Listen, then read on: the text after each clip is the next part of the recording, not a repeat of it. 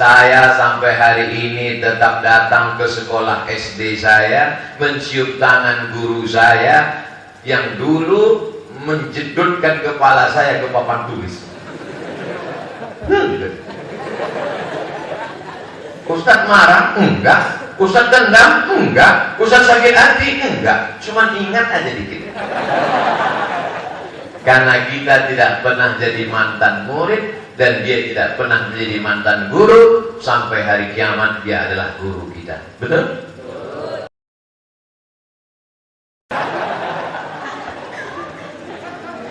Ustadz Somad diberikan kiai kursi supaya duduk, tapi saya biasa kalau ceramah di kursi pakai meja, saya merasa ada jarak dengan jamaah. Saya ingin jangan ada jarak di antara kita, maka saya rasa menyambung. Kalau saya duduk di kursi, kiai di bawah, saya di atas, saya merasa diri saya seperti sedang jadi Fir'aun. Tapi kalau saya sedang gini, tegak ini pun sebetulnya nggak sopan kepada para ahli-ahli Al-Quran. Tapi kalau saya duduk di bawah, nanti kamera nggak bisa lihat. Nanti kalau saya duduk di bawah, ke kamera disangka saya santri kelas 5. Nah, setelah itu mohon maaf. Jadi jangan nanti katakan Ustaz Somad nih nggak beradab.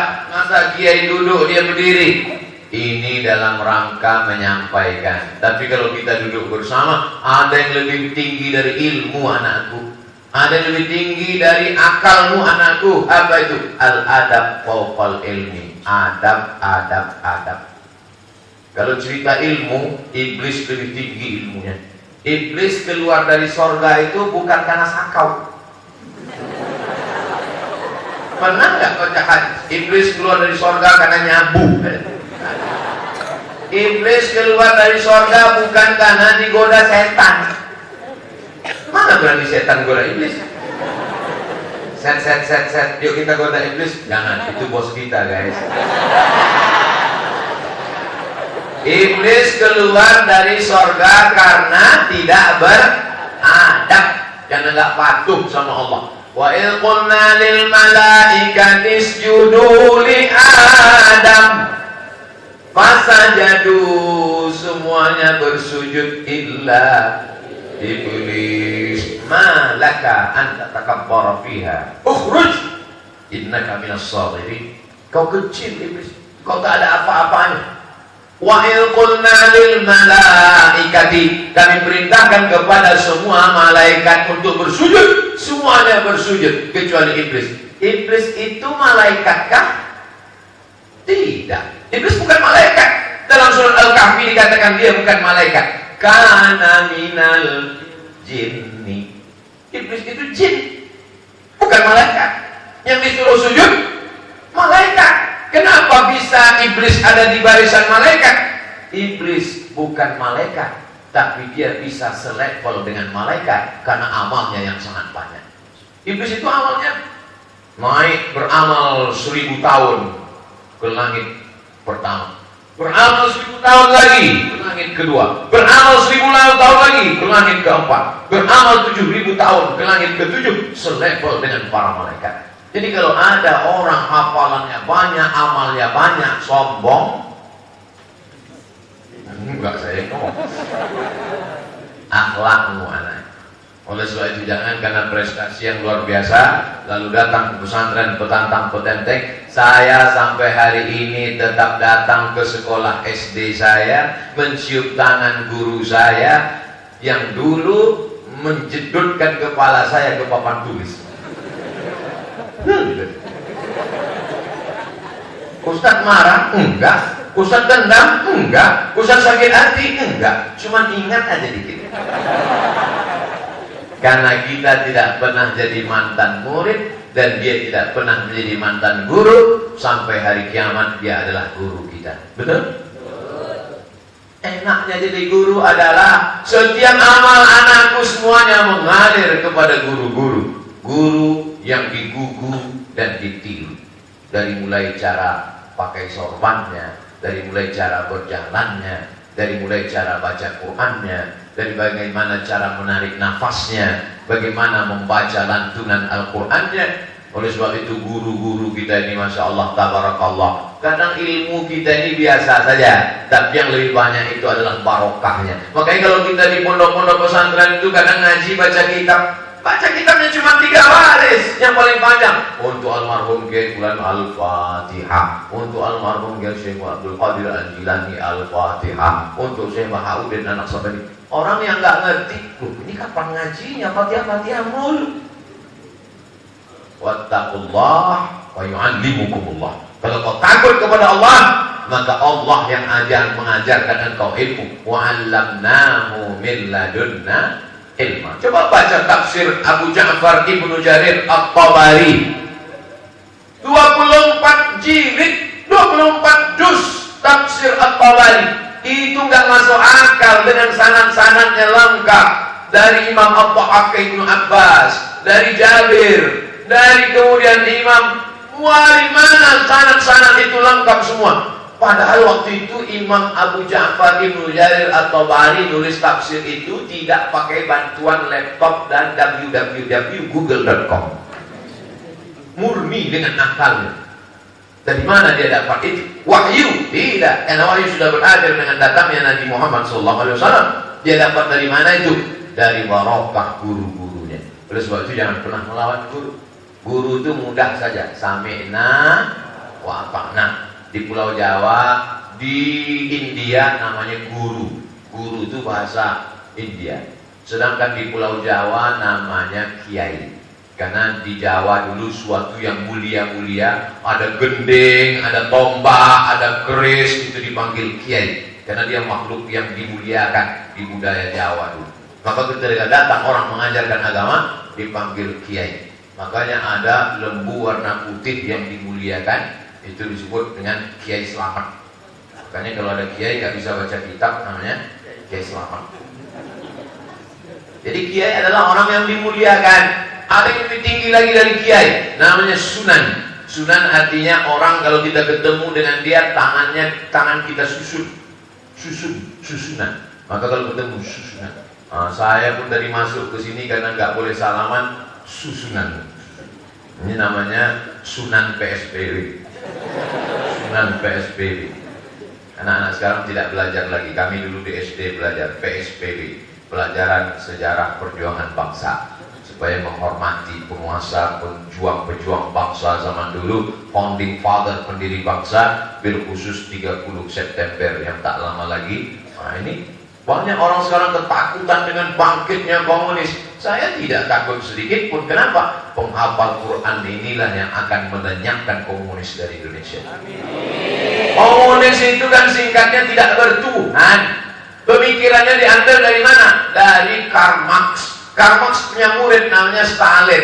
Mereka mengatakan agama ini hanya opium, agama ini harus dimusnahkan, makanya agama harus dihabisi. Oleh sebab itu ujung tombak perjuangan melawan komunisnya adalah pondok pesantren. Kalau sudah pesantren ini tumbang, hancur bangsa, kita akan terjajah. Makanya pesantren Qur'aniyah muncul. Alumni-alumni ini akan pulang dari Sabang sampai Papua, dan akan lahirlah Qur'aniyah 1, Qur'aniyah 2, Qur'aniyah 3, Qur'aniyah 4, Qur'aniyah 5. Abdul Somad nanti akan meresmikan di Sorong Papua Qur'aniyah 1000. Gak ada yang mengadakan. Semua berawal dari mimpi. Orang yang paling pengecut adalah untuk mimpi aja pun dia takut. Dulu saya waktu sekolah, saya tulis di buku saya, Profesor Dr. Abdul Somad. Kata kawan saya yang duduk sebelah sebangku, "Man, jangan kau tulis, aku takut kau gila." Sejak itu saya takut gila, gak saya tulis lagi. Sekarang saya baru ingat, iya ya, ternyata apa yang kita dapat itu adalah mimpi-mimpi kita di masa lalu. Oleh sebab itu anak-anakku mesti bermimpi. Makanya kalau ada teman yang tertidur, jangan marah, dia sedang bermimpi tentang masa depan. Enggak apa-apa Ustaz, karena mereka itu saya kalau ke pesantren, saya tidak merasa sebagai ustaz. Saya di mana-mana kalau ceramah ke pesantren, saya ingat dulu waktu jadi santri. Kalian masih lumayan dengan ceramah. Kami dulu kan, itu banyak teman-teman itu waktu sholat subuh, sujud pertama sekaligus sujud terakhir. Gak apa tahun. Makanya santri Qur'aniyah luar biasa. Ustaz Samad ceramah, mereka masih mendengar. Kami dulu ada mudabbir, kelas 5 itu mudabbir kemana-mana buat sopan. Ini tangan ini enggak terhitung tak berapa kali kena batang sagu. Nah paling kejam itu adalah Bismillah dengan Bismul Ta'lim habis sholat maghrib. Saya masih ingat yang mukul saya pakai sapu. Saya enggak dendam, cuman kalau dia ngundang ceramah saya enggak mau.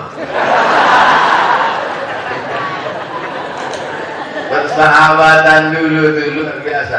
Jadi kalian di pesantren ini alhamdulillah nanti baru terasa 20 tahun, 30 tahun akan datang ketemu reunian, lucu-lucuan. Oh itu luar biasa kenangannya.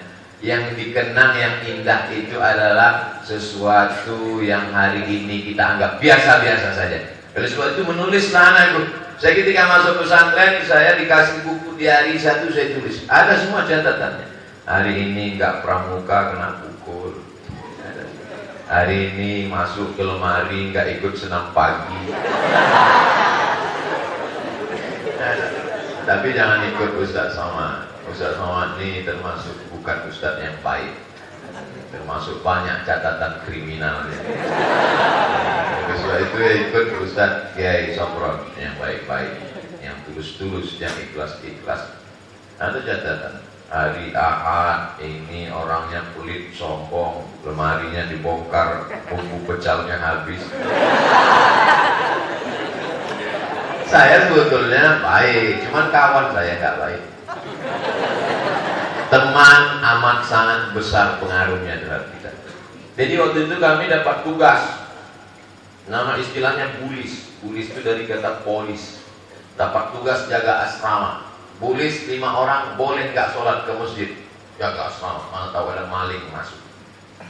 Datang kawan alladzi waswisu fi man ini lemari siarnya pelit itu.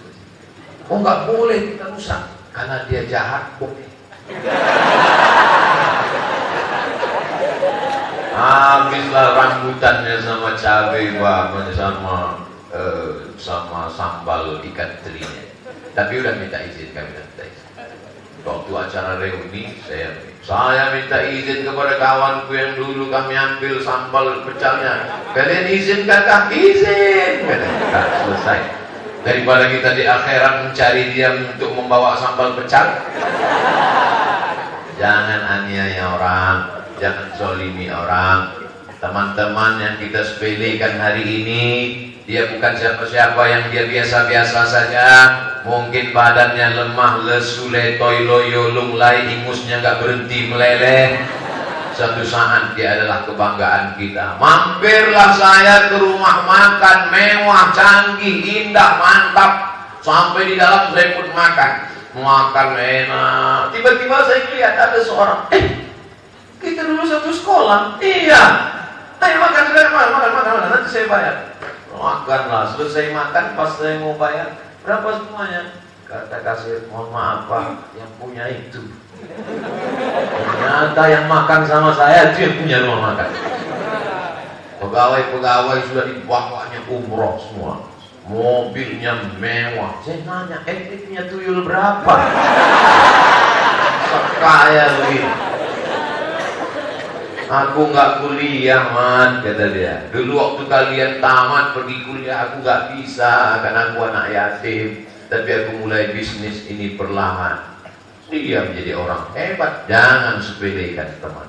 Karena kita tak tahu nasib kita bagaimana ke depan. Tu'izzu man tasha' wa tudhillu man tasha' biyadikal khair. Oleh sebab itu, menjadi anak orang kaya jangan bangga, menjadi anak yatim jangan putus asa, karena ada Allah yang Maha Kuasa mengangkat dan menaikkan derajat. Baik-baik dengan teman, jangan sombong, jangan angkuh. Laisal fata may yaqulu kana abi. Itu bapak saya punya mobil, itu bapak saya punya rumah. Itu bapakmu kalau mati dia. Tapi itu tidak ada di pesantren Qur'annya. Dari tatapan matanya semuanya baik-baik semuanya. Amin ya rabbal alamin. Jam 6.29. Tadi dimulai 5.30 sekarang 6.30. Tetap dalam aturan 60 menit bersama UAS, ujian akhir semester. Terima kasih segala perhatian. Mohon maaf segala kesilapan dan kesilapan. Mohon maaf Kiai atas tutur kata yang tidak berkenan di hati. Ala hazihin niyah wa kulli niyatin sholihah. Al-Fatihah.